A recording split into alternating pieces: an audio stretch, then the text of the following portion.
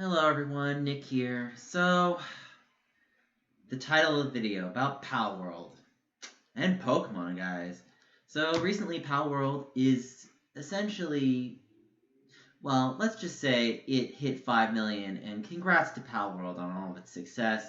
And, making a video game is very hard. Now, the bigger question regarding it is it a Pokemon ripoff? Is it actually original? And, just remember something that Pokemon, while you could make the argument that Pokemon technically invented the pocket monster genre, it technically doesn't own it. Now, a lot of people think that Motown is specifically owned by Marvin Gaye, but Marvin Gaye does not own Motown. He might be a signature artist of the genre, but he does not own Motown.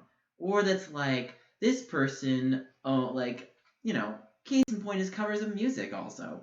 Whitney Houston did a cover of "I Will Always Love You," and Dolly Parton is so proud of Whitney Houston's version. She's just like, you know what? That's Whitney's song now. She did it better. And I'm like, you know what? Absolutely. Nobody has to technically own something just because they made it first. So we get into some interesting aspects of territory. So let me go into, and I'll give more full feedback later. So Derek Bittner of the, it did that. So Derek Bittner made a very interesting statement, which now my thing is acting funny. But Derek, don't like. Okay, so Derek Bittner's take, he's from Good Vibes Gaming, said PalWorld's success that despite protestations, most people will cave and use an AI product because of some loophole. It's fun. It doesn't feel like AI, etc. It'll be a sad day when that happens on a wide scale of other creative endeavors, such as books, movies, and others. So I actually replied with a bit of a hot take. I said, I think the bigger issue is that the Pokemon games have been lazy for years, and if they don't improve, the answer is PalWorld, which, while seemingly lazy, I'd argue they're at least trying to exist rather than just only for profit. And, well, if Pokemon had a monopoly on the genre, I guess you might really love Pokemon buggy games. I'm sorry, but Pokemon needs competition. Let's be prepared for more thank you Game Freak for buggy, horrific mess releases. So then someone says, you mean PalWorld, the game with no proof with AI assets? So, I'm kind of honestly going to defend PalWorld personally. People going awooga in my chat being like, yeah, I defend that, King. Damn. So, PalWorld is essentially a new game that got released. There it is on Twitter. And they basically sold 5 million copies. I believe it says in 3 days. And that's way to go, PalWorld. Way to go. Now, it's funny because Evo is trying to dissuade me, unfortunately, from having a copy of PalWorld. So, Evo, I only bring this conversation up for in jest because, I don't even want to play PalWorld. I don't really have the time or the money to do so, and I have other games I'd really like to play. It's not a Nintendo game. I'm trying to find the conversation. So I made a bit of a hot take, but I stand by that hot take. I really just want a demo to see what it's like. If there was a demo and I could play it for the first hour, I would be tempted to even actually fully persuaded to buy it. Again, I'm tired of those buggy Pokemon games. I do not want buggy Pokemon games. So Evo just doesn't want me to try it because it's stolen and such. And to be upfront, there is a fine line. I just want to say to my audience, there's a fine line between inspiration and stolen. What is inspired and what is stolen, right? Music is a very big example of this. If you sample something, and boy, are samples way more prevalent in music nowadays, and I just wish the sampling would stop half the time. But we get it. Why do we sample? It's lazy, it's fast, and it's cheap. Now, does sampling have to be bad?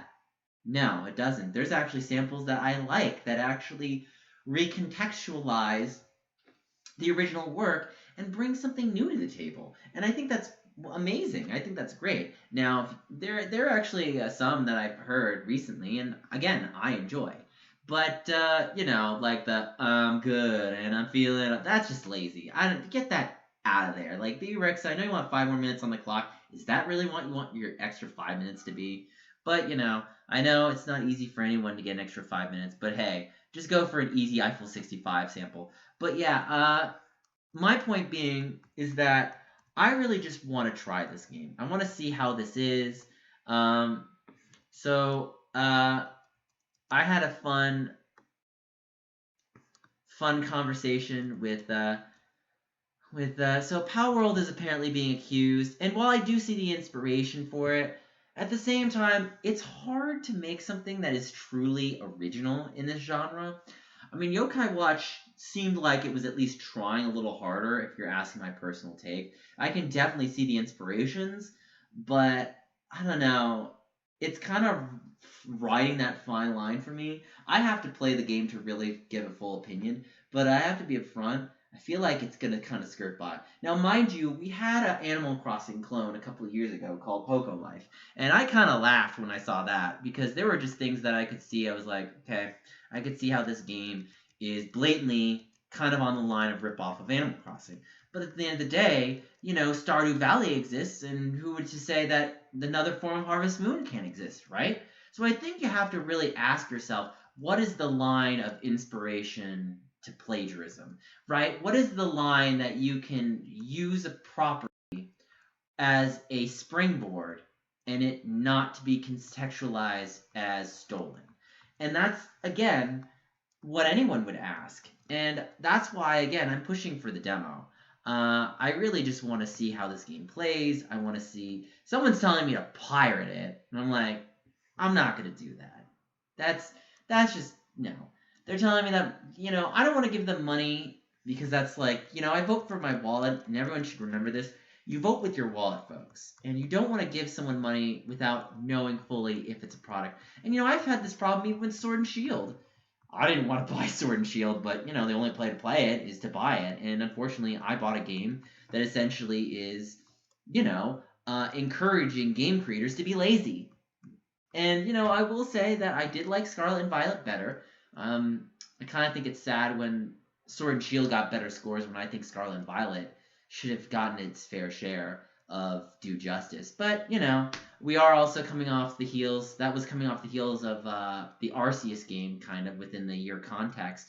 But again, like, this is a hard line to walk when you're talking about games, is what is a competent product and what is not, and what is inspired and what is a flagrant plagiarism. Now, there are people praising the game, there are people not praising the game, and to be upfront, I can't really make a full opinion because I haven't even played the game. I'm just seeing screenshots and gameplay.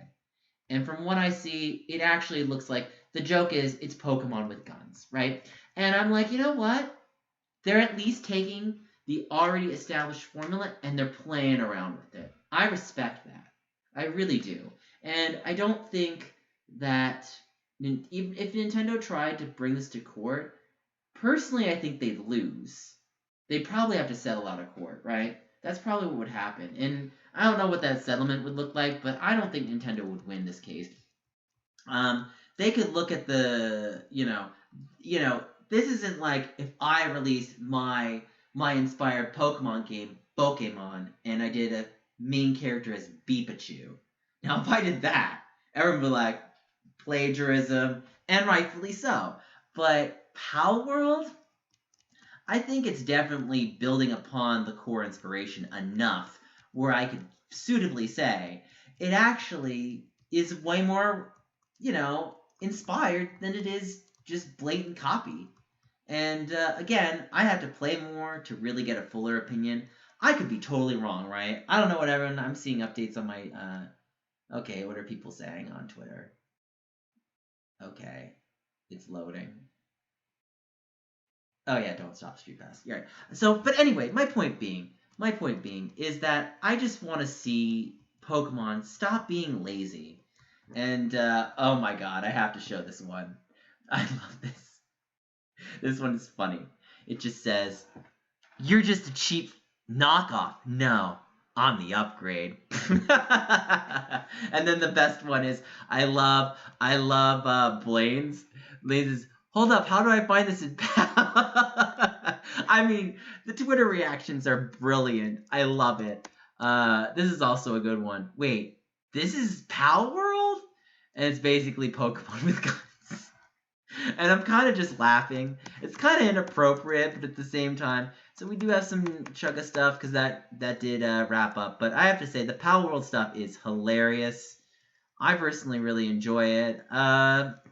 If PalWorld wants to reach out to me, I will tag them in this video, and they can send me a copy, and I will personally even review for them. I don't want to buy it personally, but if PalWorld, if you're watching this, I will legitimately even give you the money if I really like the game. I don't want to pay for it until I can give a review, but that's just my take, And you want to know something? If they manage to make me vote for their wallet in full, way to go, way to go. I just want to say and end this video on a closing statement. If we don't have competition, you know what we're gonna get? Scarlet and Violet times a billion. Now, did I like Scarlet and Violet? Yes. Now, was it a buggy mess? Unfortunately. Now, do I want the game to be like the old games of Black and White? And I had my problems with Black and White, but I'll even admit, it's much better than it is now. Do I want a Black and White, or Diamond and Pearl, or Emerald, Ruby, Sapphire? Yeah, I'll take those games. Gold and Silver is pretty much, in my opinion, the height. But anyway, I just like to hear from your opinions. What do you think about PalWorld? Do you think it's a blatant cash grab? Do you think it's the upgrade? What do you think about it? I personally am all for Pocket Monster inspirations, and remember, not any property has to fully be a property unto itself. There could always be, we've got Call of Duty, we've got Gears of War, Halo. You've got so many in that genre. It's not like one game has to own the entire genre. And you want to know what's going to happen when a game property owns the entire genre? Stale! That's what ends up happening. You don't want a property to get stale. Because we get Scarlet and Violet, and we get Sword and Shield. And yes, I liked Scarlet and Violet. But even though I like Scarlet and Violet, I'm not blind to the problems of the game. So anyway, guys, we deserve better as fans. And as the consumer, we should always win because of the competition. That's just the bottom line. Because the consumer should be right to enjoy the properties that get made for us to enjoy. And that's life. So anyway, guys, hope you like, comment, subscribe, and I'll see you guys later. Bye!